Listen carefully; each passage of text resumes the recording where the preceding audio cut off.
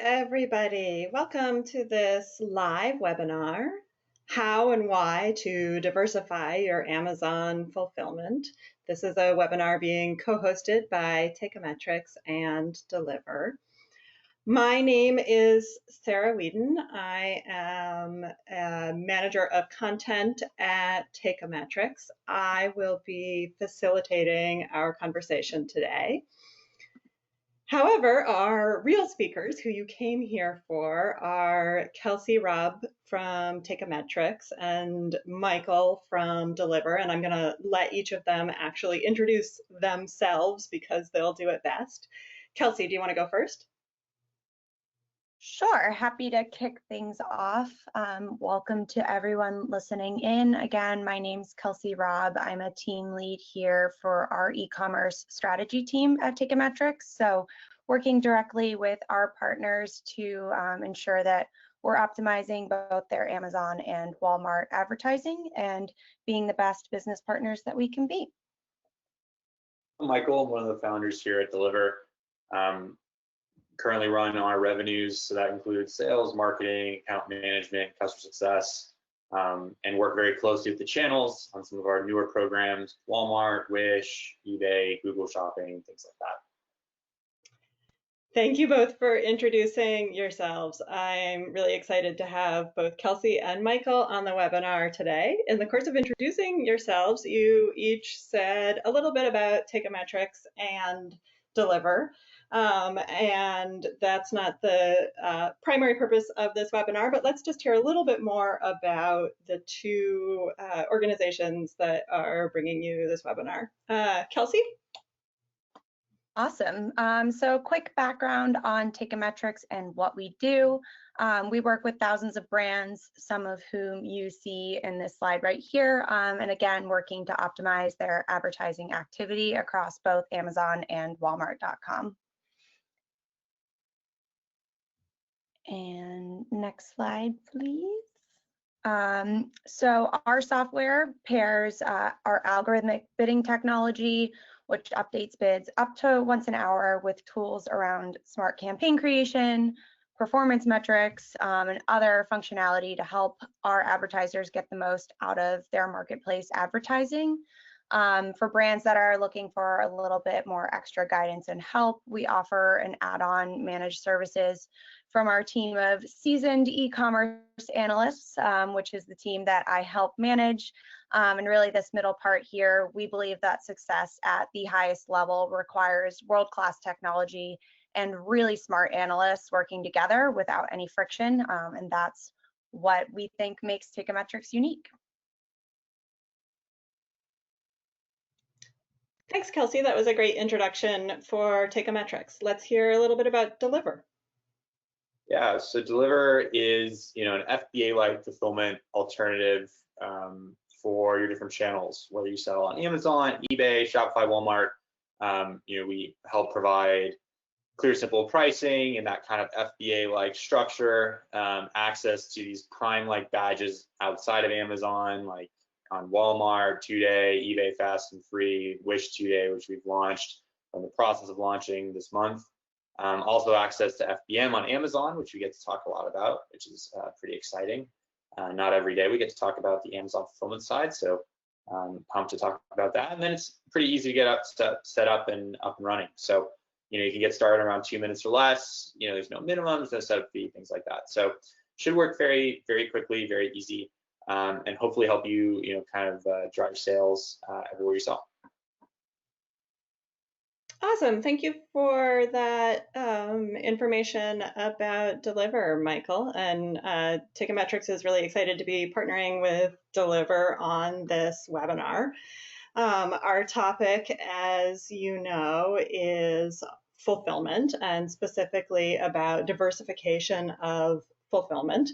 So we'll be talking today about advantages and disadvantages of different fulfillment strategies, about some of the benefits that come from having diversification of fulfillment, and how those strategies interact with advertising, or the best ways to set up advertising based on what your fulfillment strategies are.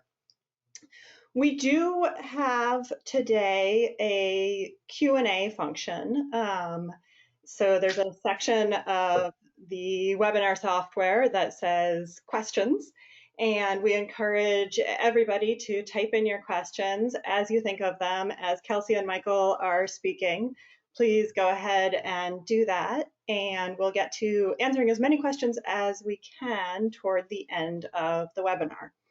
We are also recording this webinar today, and we will send it out by email in about 24 hours. So you can expect that and know that you can review anything that you wanted to get the details on a second time, or if you missed some part of it, that is coming. So I think that's all of our initial business, and we should dive right into the topic that we're all here for today. Kelsey, it's you. Awesome, thanks, Sarah. So hopefully, given that this webinar is focused on fulfillment, these are similar terms that you've heard of before with FBA and FBM, but I'm gonna provide just a quick breakdown to jump into this webinar on these methods.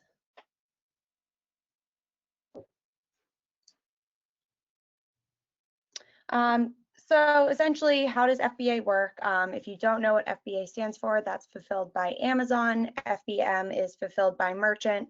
But with FBA, it means that you are in charge of selling the product and Amazon handles the shipping.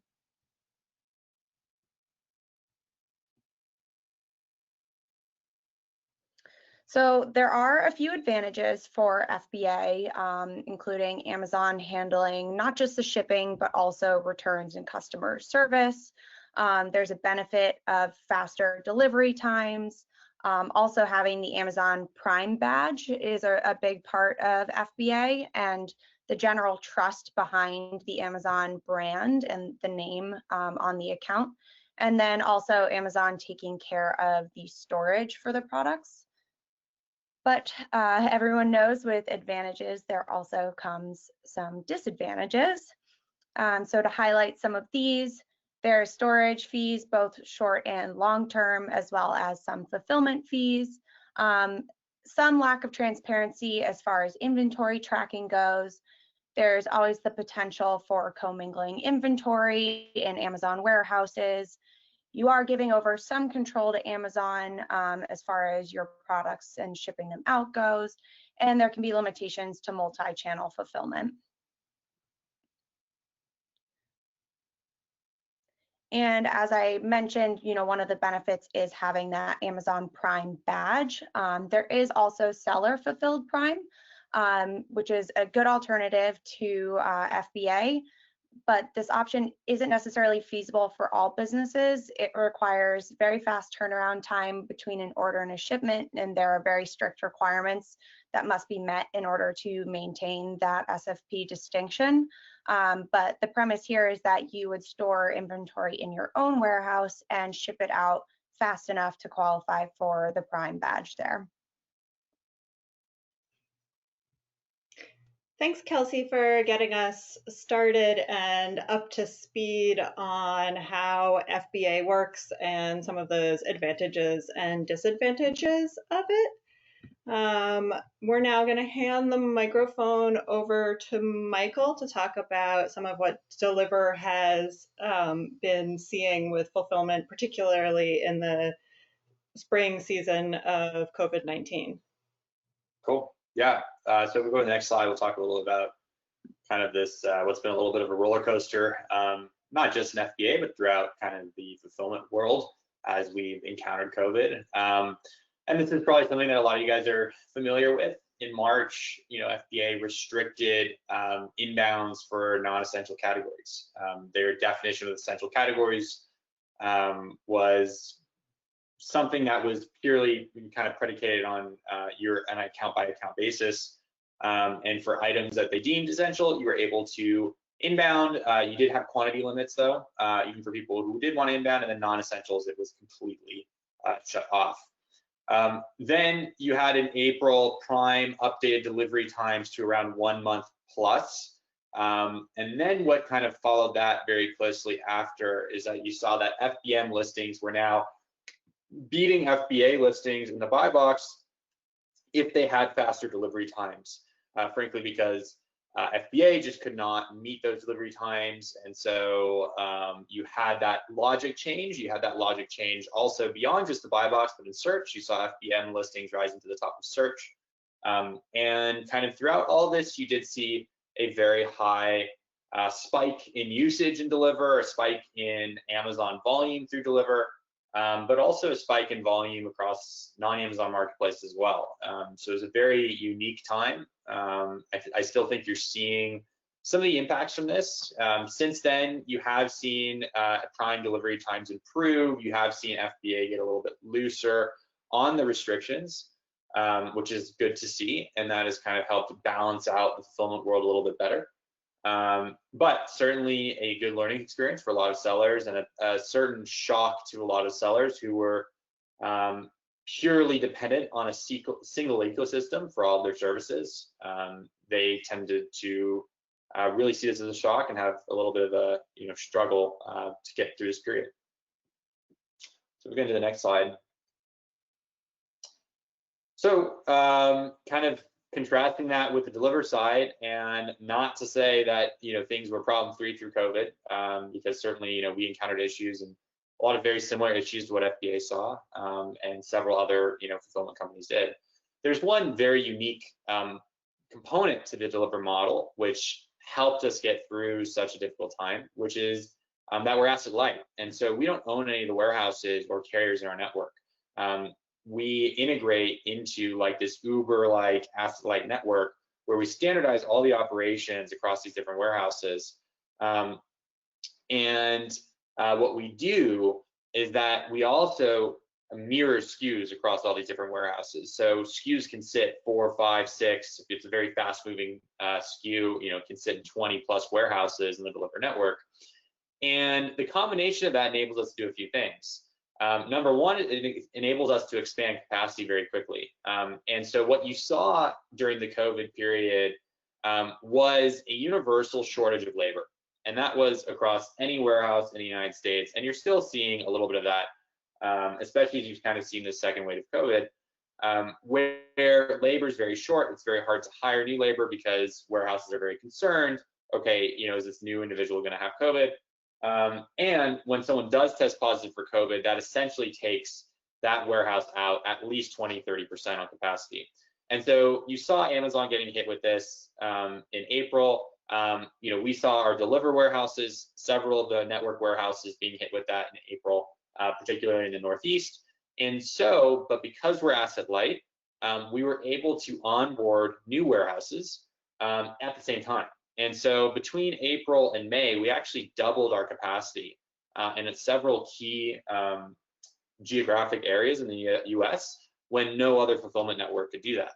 And so that enabled us to do the following, to be able to continue to accept inbounds and deliver on time. So we've been able to maintain between 93–95% on-time delivery, which is the highest that's been at least published in the fulfillment world right now in terms of on-time delivery.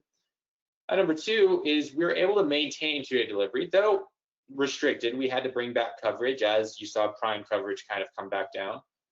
We had to do something very similar and limit that two-day delivery coverage, but still hit on-time delivery. So we brought it down to around 30–40% of the US. And then three is what we talked about, being able to expand the network very quickly. And one piece that's not captured on this slide is also the carrier side. So you start seeing really massive carrier delays, particularly with the national carriers, because they are right now beyond and surpassing their holiday e-commerce volume on a daily basis, and they still are.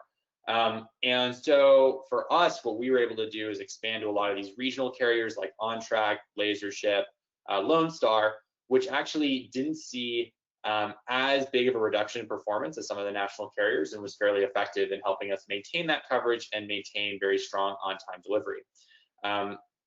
Contrasting that with the Amazon model, which purely a huge piece of the volume goes through transportation by Amazon TBA, which really got flooded, very similar to like the national carriers when you saw the COVID outbreak.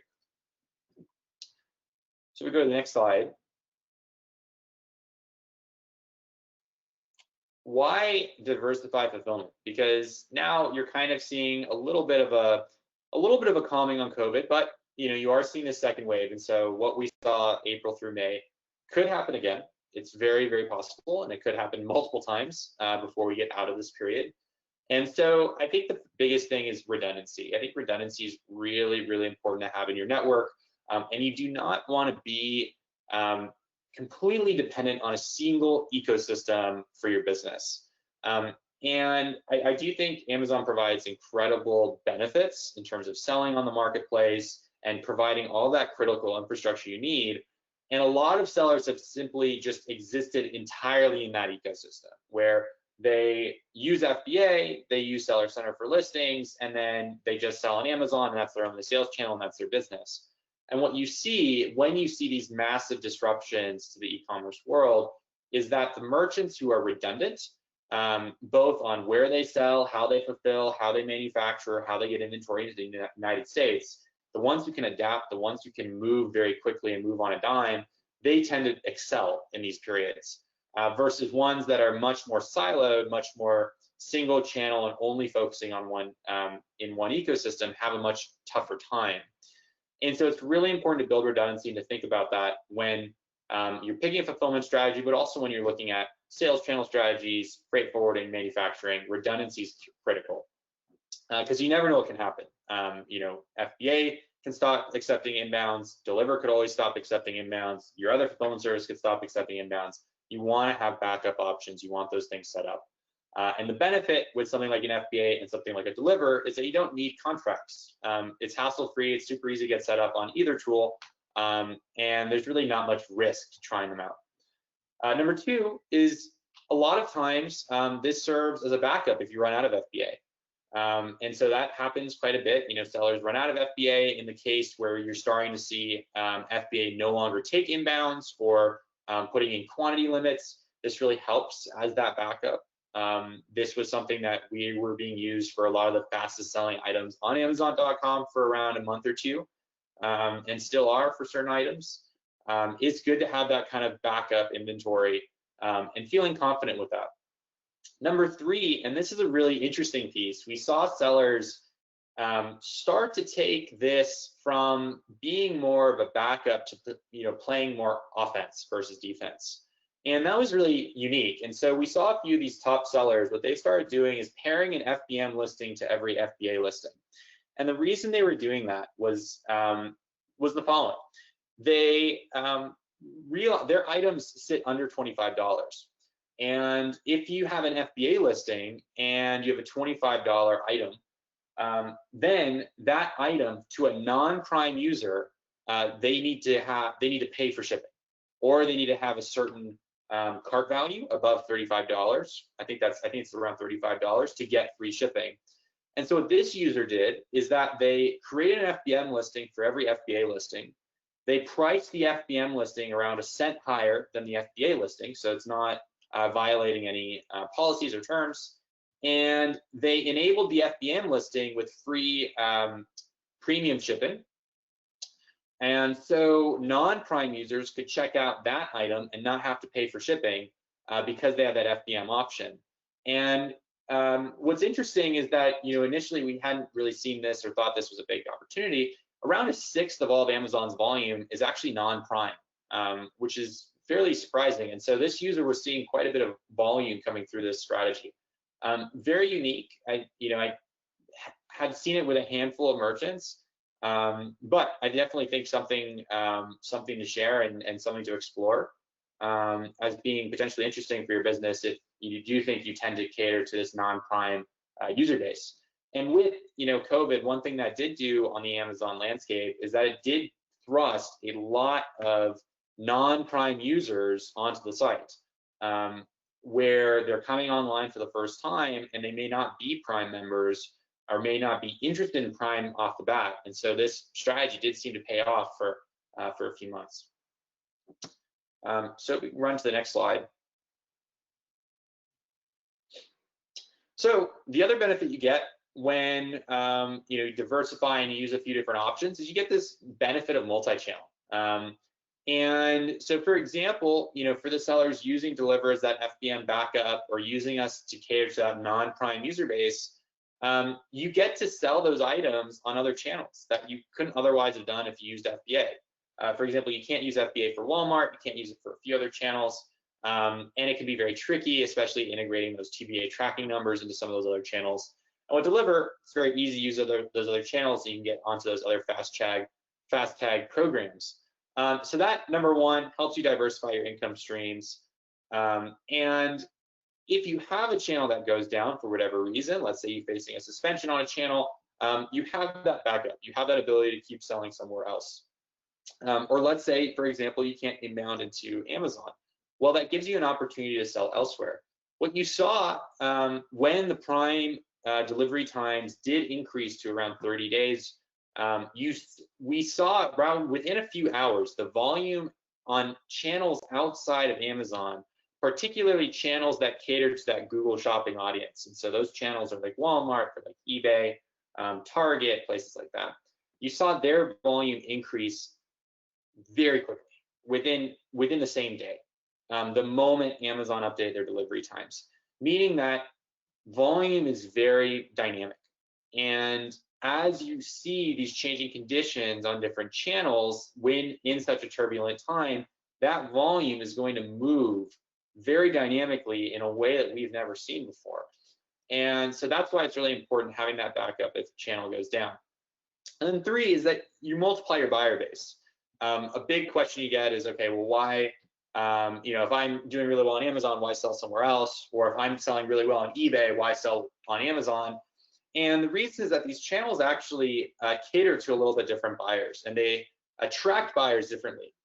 For example, eBay and Walmart really tracks through Google Shopping traffic. They're really big Google Shopping trackers or advertisers, and so they love attracting high intent search traffic from Google.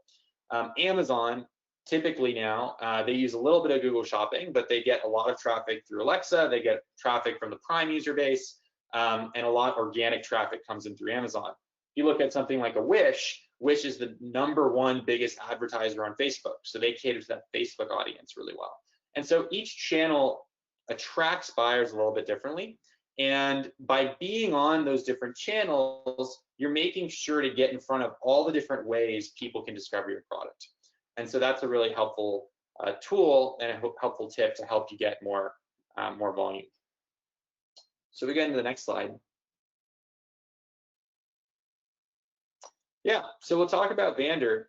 So this was a seller who was a thermometer seller. They came in April, and as you may have known, there are shortages on items in April, May, and this was certainly one of them. And this was an item moving tens of thousands of orders in over a few months, and something where they were unable to use FBA. They also wanted to sell this on a few different places, and this enabled them to do that. Where they could sell on their own website, they could sell on Amazon, they could sell on Walmart, and they were able to have that backup and be able to capture these sales on the Amazon marketplace, which was really helpful.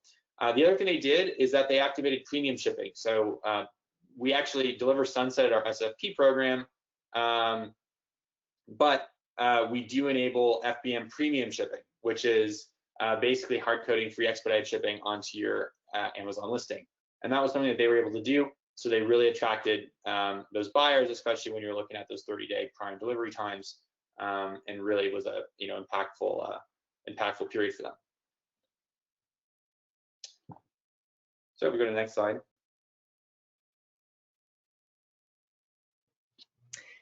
Thank you, Michael. That was really informative and really interesting to hear about some of the developments and strategies during the pandemic. We're now going to pass the microphone back to Kelsey. I'm sure that people have questions about how to set up their advertising if they're using multiple or diversified fulfillment strategies.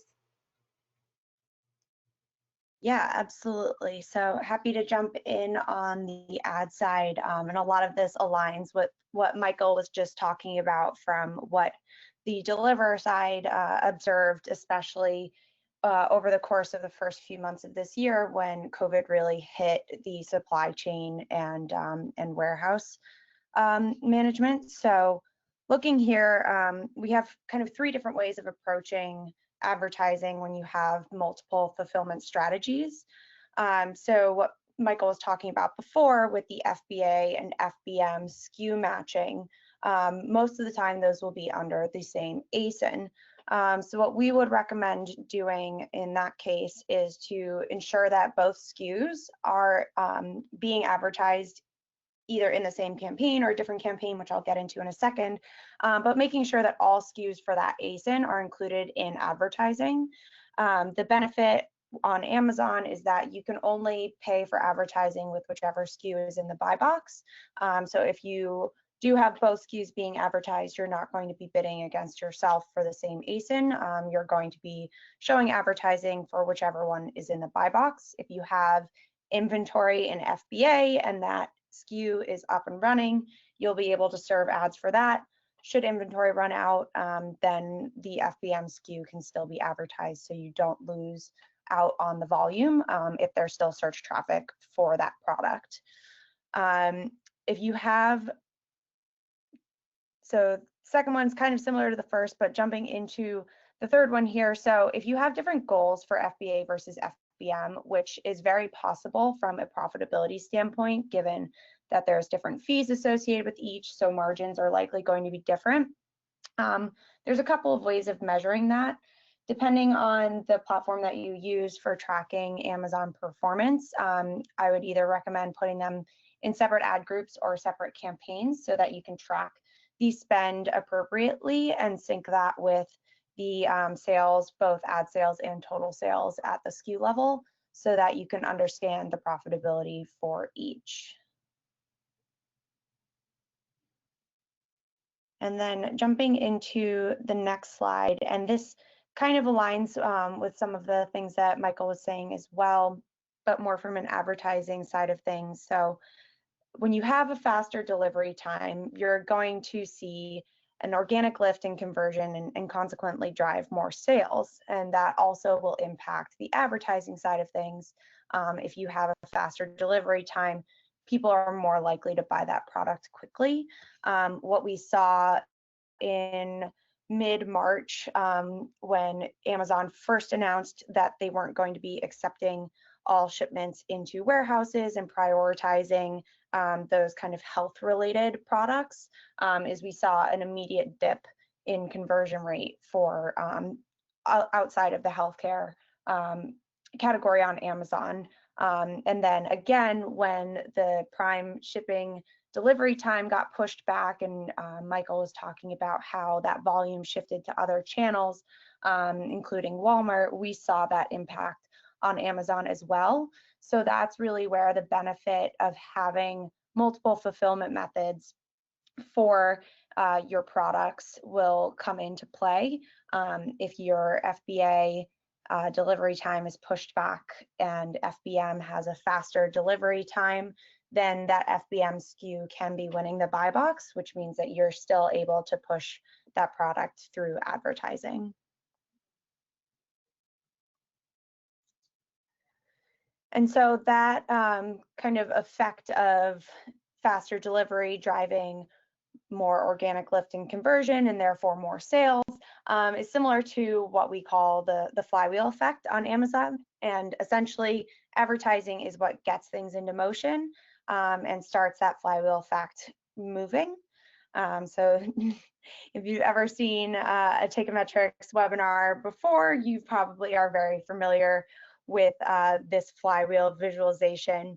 But again, kicking off with that ad spend in the upper right-hand corner by driving increased sales through ads and as a result getting higher reviews and better sales rank, we're able to drive more organic traffic, which gives us more data to leverage in our analysis for optimizing ad spend and then continuing that cycle or the flywheel effect.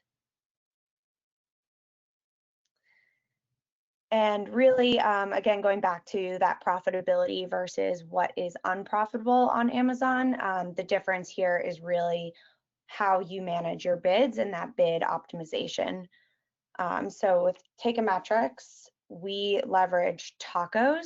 So if you've ever heard again on a Teikametrics webinar, you've definitely heard about tacos. But we look at the total sales compared to ad spend versus just the ad revenue compared to ad spend. And that gives us a better idea of where the impact on organic sales is coming into play. So by driving scale at the efficiency of tacos, we're able to drive bottom line growth instead of just driving additional ad revenue. When you're focusing just on tacos, there's always the opportunity to cannibalize your organic traffic through ad sales. So again, focusing on tacos helps to eliminate that risk. Absolutely. Thank you, Kelsey. So I just want to mention we're seeing a lot of really good questions coming in. Keep that up. There's no such thing as a dumb question. If you have a question, probably other people are wondering that too. And we want to answer it and get you the information that you need in order to be successful. So a couple of sort of final tips here. This is not really final tips because we're going to get into the Q&A next. But themes or takeaways from what Michael and Kelsey have both been talking about include that diversifying your fulfillment, it's really a part of diversification and flexibility in your business that enables you to have more ways of responding to the unexpected, as we saw this spring. And diversification of fulfillment, it increases your ability to pivot rapidly and to maintain control. And then you want to pay attention to your ad strategy and manage your ad strategy alongside your fulfillment strategy, not just focusing on one of these and sort of setting it and forgetting it, but dynamically attending to both of them in order to be optimizing your business to the fullest potential. So let's do some Q&A. A lot of really good questions. All right, looks like I've got, well, good one to start it off. I applied for Seller Fulfilled Prime 2 days ago. Amazon said they're not taking applications for that right now. Do you know anything about that? Very common question.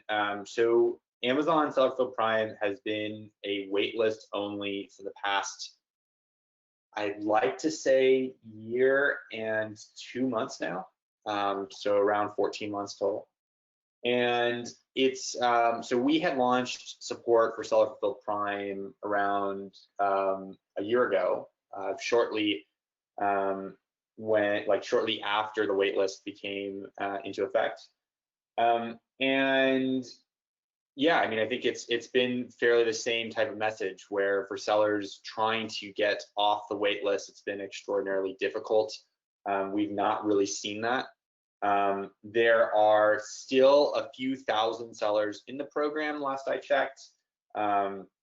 But it has been very difficult to get sellers off the wait list. And so that's why we made the decision a few months ago to no longer support the program. However, that being said, if that wait list does reopen and if that's something that they do want to entertain later, that's something that we're happy to update and you kind of get that going again. But since it's been so difficult for new sellers to get into the program, we've stopped doing that and we've gone a different route, which is this FBM route, where you're able to enable free expedited shipping. And it's essentially a 3-day delivery on an FBM listing, which definitely doesn't have the same impact of Prime, but is better than nothing, and does give you an opportunity to sell and fulfill on Amazon. So hopefully that helps. I don't know if on the Teika side you have other information on SFP, but That's at least what we've seen on our end. Kelsey, is that does that match what you've observed? Yeah, it's definitely not a very common means of fulfillment. The only partner that I've specifically worked on with it was a plant company, which meant obviously you can't store plants long term in an Amazon warehouse, but they still wanted to be able to maintain that Prime badge. So that's how they were able to do that. But yeah, it sounds. And I haven't had any success in getting anyone launched on that anything recently. Yeah, and typically was there and initially for those extraordinary items that they could not take an FBA, and like a plant or things like really big items was typically the target audience for SFP. Now I know it started getting used for lighter items, but that was never really the intention. Even if you go to their website, they say we recommend these types of items. And it's very obscure types of items for that program. And also, as they moved FBA to Prime, as they moved Prime to 1 day, it was going to become harder and harder for sellers to self-fulfill next day items. So that's kind of probably one indicator of why they've why you've seen this behavior on the wait list.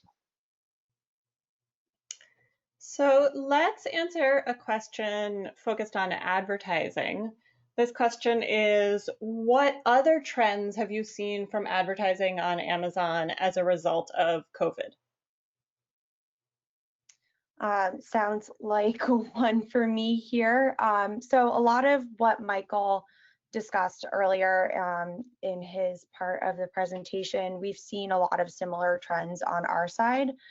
Because Teikametrics works with both Amazon and Walmart, we have an interesting insight into kind of the ebb and flow of volume, as Michael was talking about, between the two platforms, especially when Amazon made more extreme changes, such as not accepting 3P shipments into their warehouses, even like holds on POs for their vendor partners, and Walmart having that inventory in store and being able to fulfill things faster.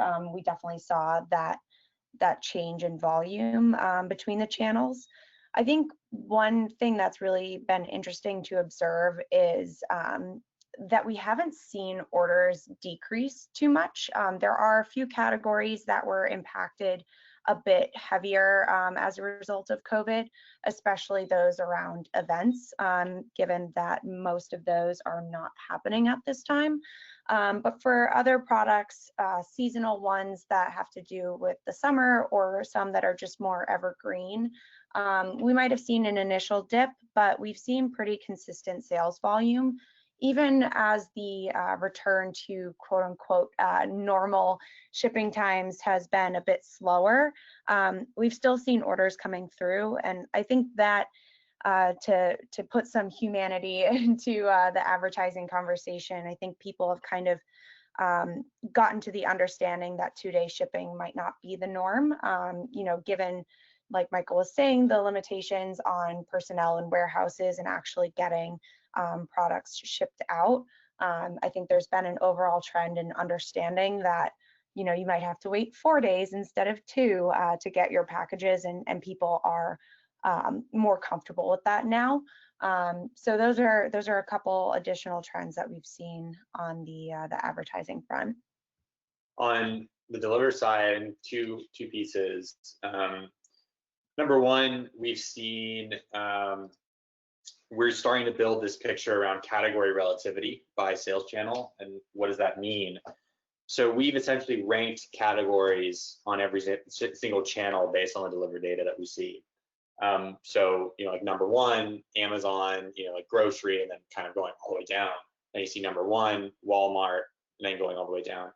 And you see very common overlaps. And for example, like for supplement sellers, vitamins and supplements, if you do very well on Amazon, chances are you're actually going to do very well on Walmart and do very well on eBay and do very well on Wish. It actually translates very well and very consistently across different channels.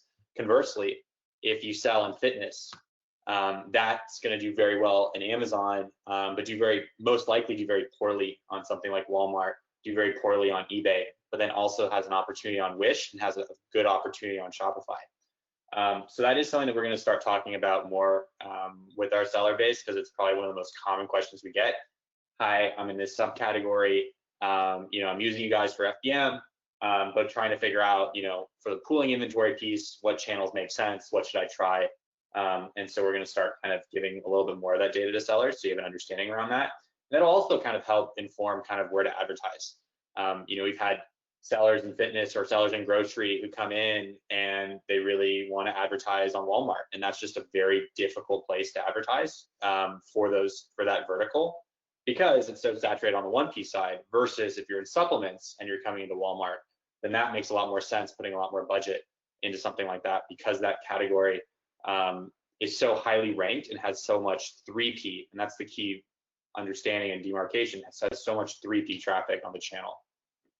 Second thing, as it comes to delivery times and sensitivity to delivery times, I think it makes sense for certain verticals and others it doesn't. So we've actually seen the sensitivity to shipping be very high right now for CPG and essential items, because there is no physical outlet for them to get the goods. So for grocery items, things like that, it's been, and also like toilet paper,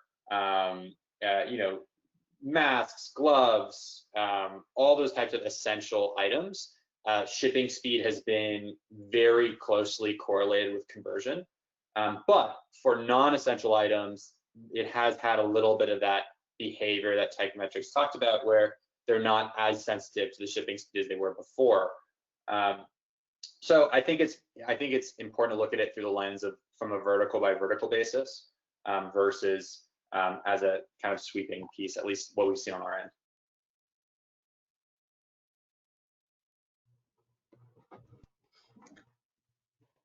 Here's another question about advertising. The question is there any reason an automated ad can outperform a manual bidding ad in terms of lower ACOS?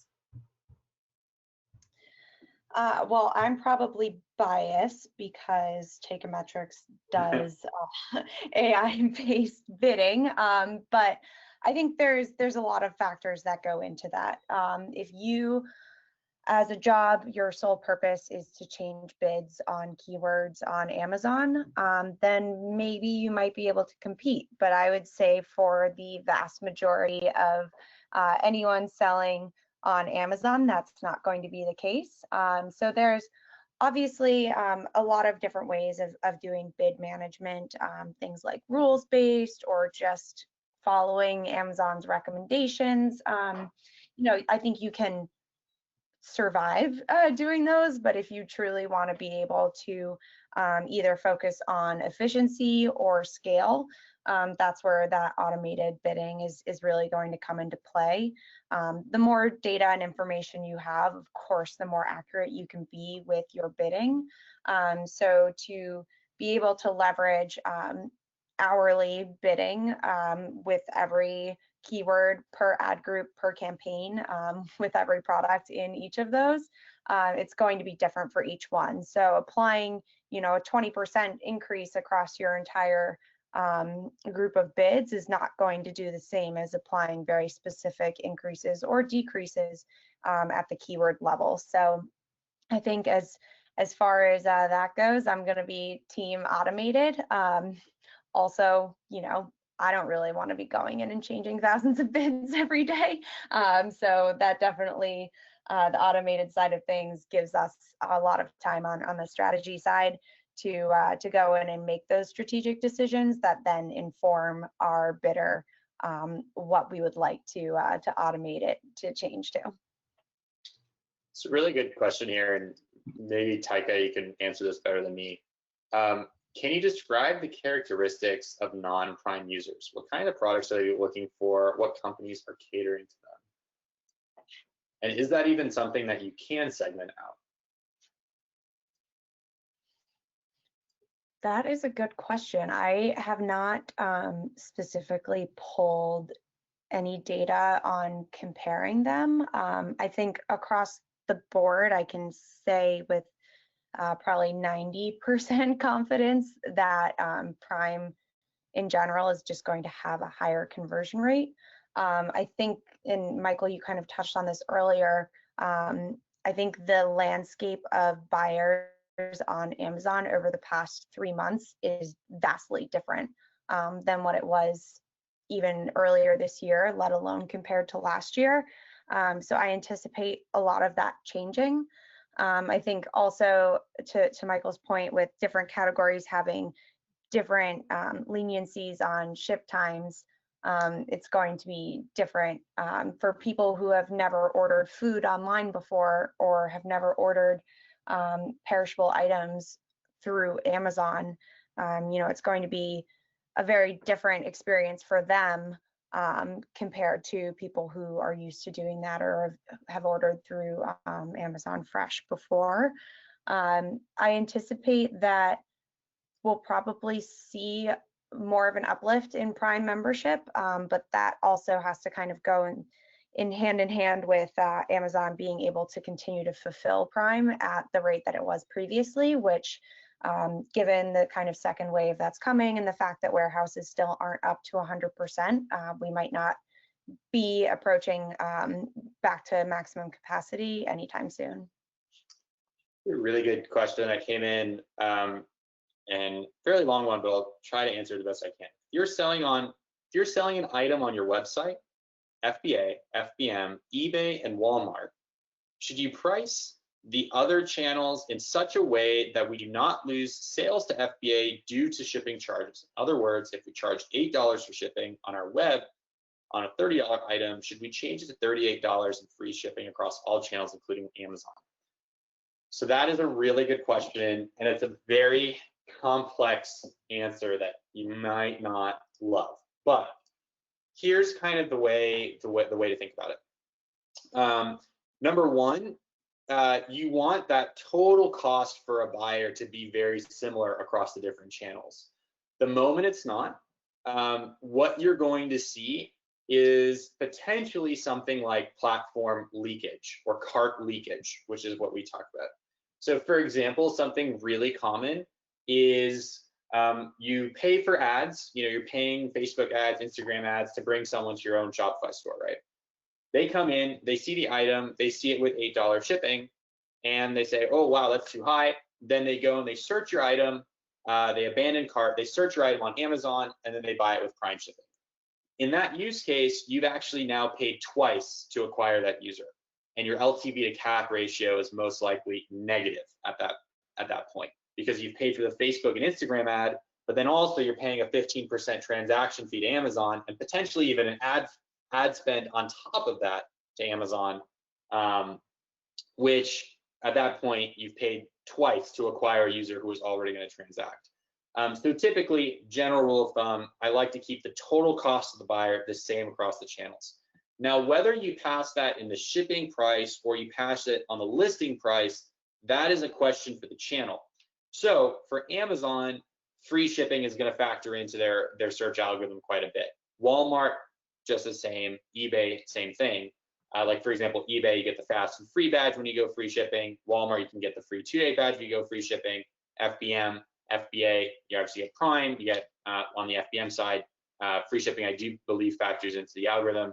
But then on Wish, free shipping actually does not factor into the algorithm right now. And so you would actually want to charge for shipping, but you want to bring the list price down. And also, because they're an app, that won't violate any price maps that you have. Like you're not going to roll the buy box on Amazon or Walmart if you undercut with on a place like Wish or even on a place like eBay. And so that's kind of the strategy that you want to do. Hopefully that kind of gives a high-level overview of it. It's a really good question. Requires like really more in-depth looking at the products, but that's kind of how I'd approach it, high level. Kelsey, is there anything that you would add regarding that pricing question? Or did Michael cover everything that you would say? Yeah, Michael covered most of it.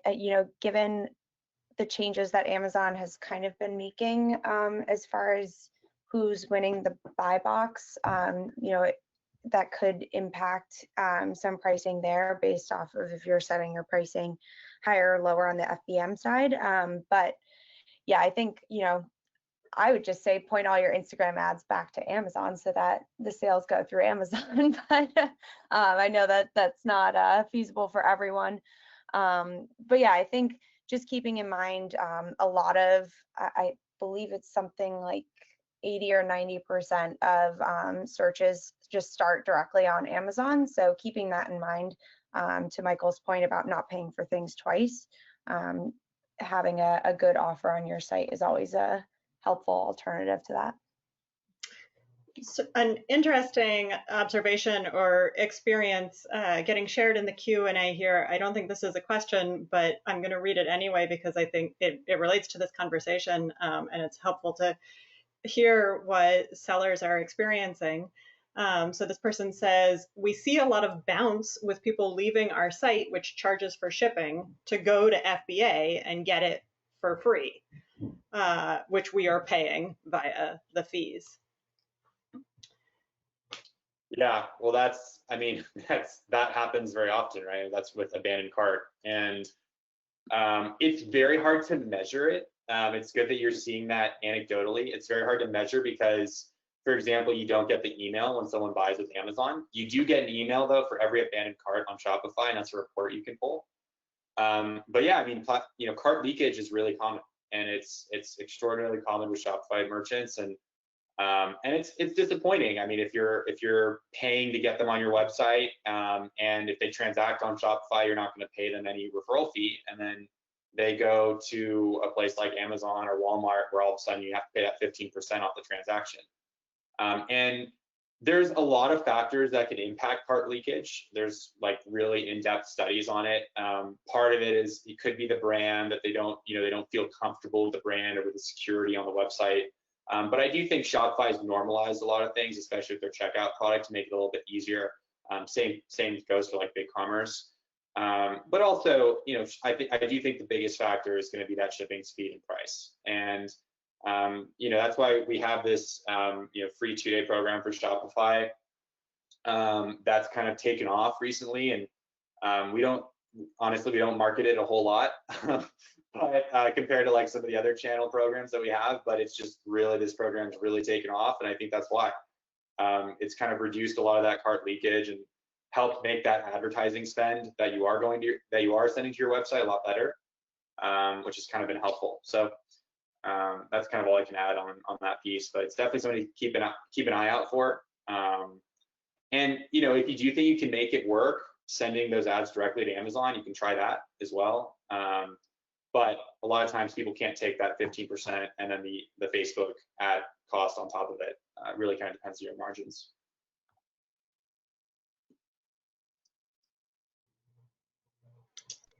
I had a question. This is a good one on baby. So someone asked, I'm in the baby category. Where does this work well across other channels? So I can just give you kind of the category relativity that we see across the different channels in Deliverr. Just as kind of a fun thing. We're actually going to be talking a lot about this in our conference in a month. We're doing it end of July. But so if I look at the baby category, right now for Deliverr sellers, that's ranked 15th. So that's the 15th most popular category. 1 is the highest, and then 15 is going to be, if you're looking at all their major categories, it's kind of middle. For Shopify, 16th, which is pretty good. Amazon, 17th, so it's a little bit worse on Amazon than it is on Walmart. eBay, 22, so it's going to be a lot worse on eBay than some of the others. Not massive. It's actually, this is fairly consistent. And then Wish, it's 8, which is pretty good. So that's kind of our category relativity for baby across those big 5 channels. Great. Well, there are perhaps endless possible questions that we could be answering here. I'm so grateful to everybody who's written in questions. We are coming to the end of our hour together, and I do want to respect people's time. So I want to make sure that we do have a chance here to talk just a little bit about opportunities to continue to learn from and work with Teikametrics and Deliverr. So for Teikametrics, we talked a bit about our Flywheel AI software for your advertising. We would love for you to visit teikametrics.com/product and learn more about that. You can sign up for a free 30-day trial today or for a demo of the product. We do lots of webinars like this one, and we'd love to see you again on future webinars.